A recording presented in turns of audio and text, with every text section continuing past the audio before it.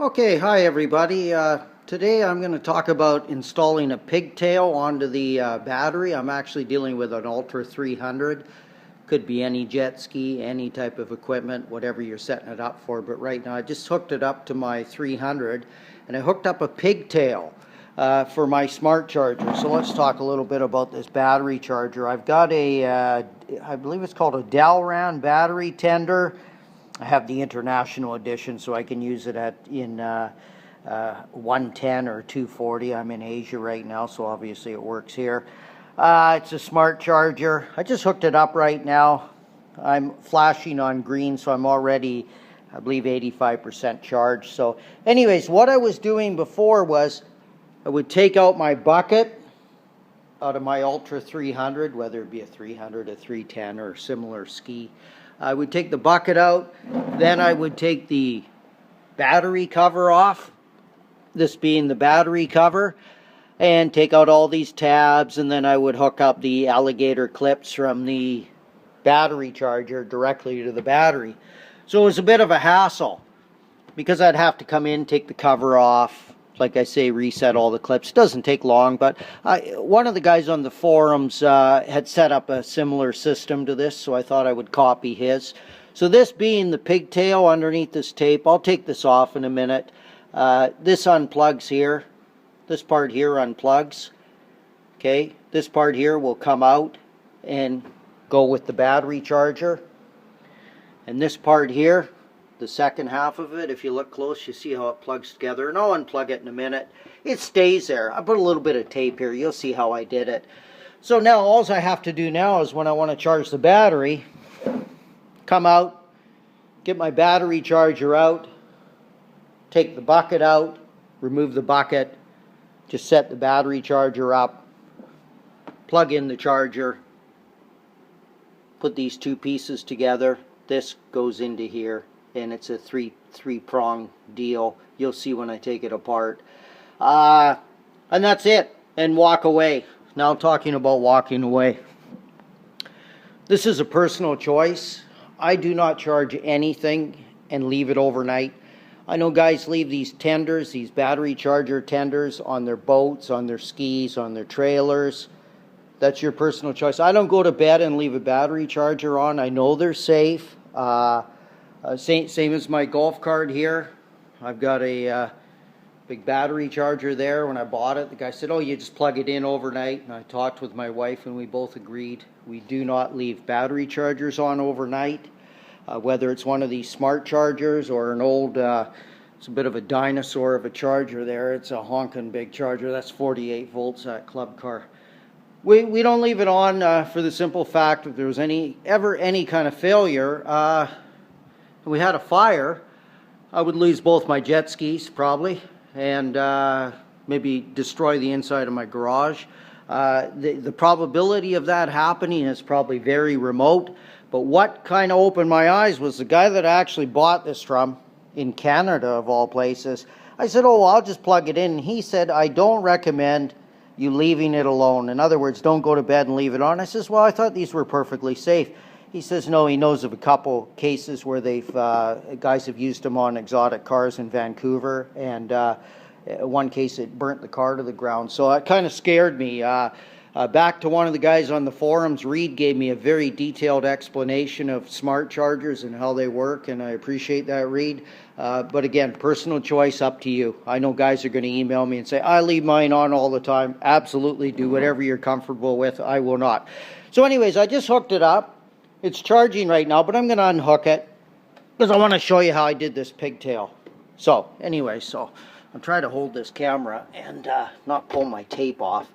I just put this tape on. I think I'm going to have to put the camera down. Just hang on, guys.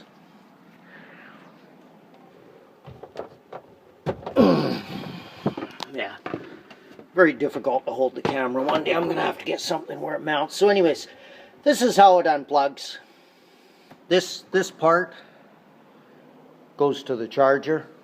You see, that came from the charger. So to plug it in, I just go inside here and I'll plug it in here. And it lines up. You see how it lines up? It's quite easy. Anyways, after you're charged, This cap goes on it. If I get this orientated right, like I say, it's hard to hold. Anyways, this cap here goes on, seals it off, and that's it. It just stays there. You don't have to touch it again. Next time you go to charge your battery, you just leave the cover on. You don't touch any of that. You just plug this end in from your charger to your, I'll call this the pigtail, and this is hooked up to the battery. So let's go in there and I'll show you how I hooked it up. So we'll take the pins out. I used to use a screwdriver to release these, but a guy in Australia by the name of Corey, he's a bit of a cult figure in this business, told me you just use your finger, and he's correct. That guy's never wrong.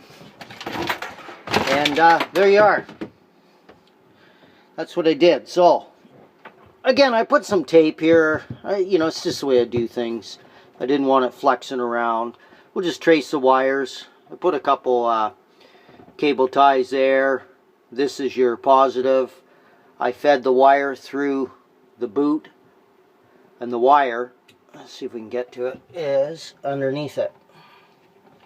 See if we can get you a good shot here. Okay, so here's your wire from your charger, right? Here's your wire coming in, your positive. Cable tied it here, comes along here, goes along. I cable tied it here and here. And there's an inline fuse as well, just for your information. There's a fuse that comes with the pigtail. We'll call this the pigtail. I fed the wire through the boot, through here. The wire came out this end, and it's actually on the bottom. You see the, where are we? You see my fingers on the red tab. That's part of the pigtail. So I put that on the battery first, then I put this part on the end of the battery cable and did up the 10mm bolt. So like I say, I fed the wire through this boot. Okay, otherwise, if you don't feed the wire through the boot, you can't push this down. It won't go.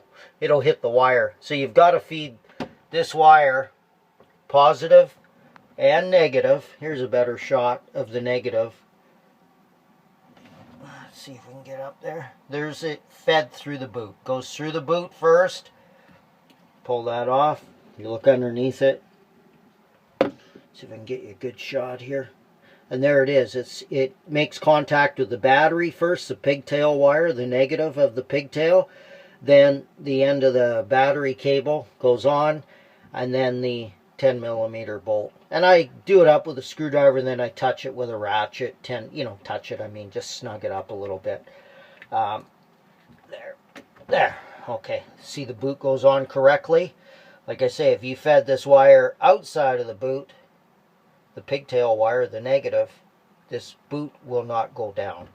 Again, I use some cable ties, It's just the way I do things. Try to keep everything tight and snug. And there's the red boot back on. So let's get a good look at it. So here's your pigtail coming from your charger.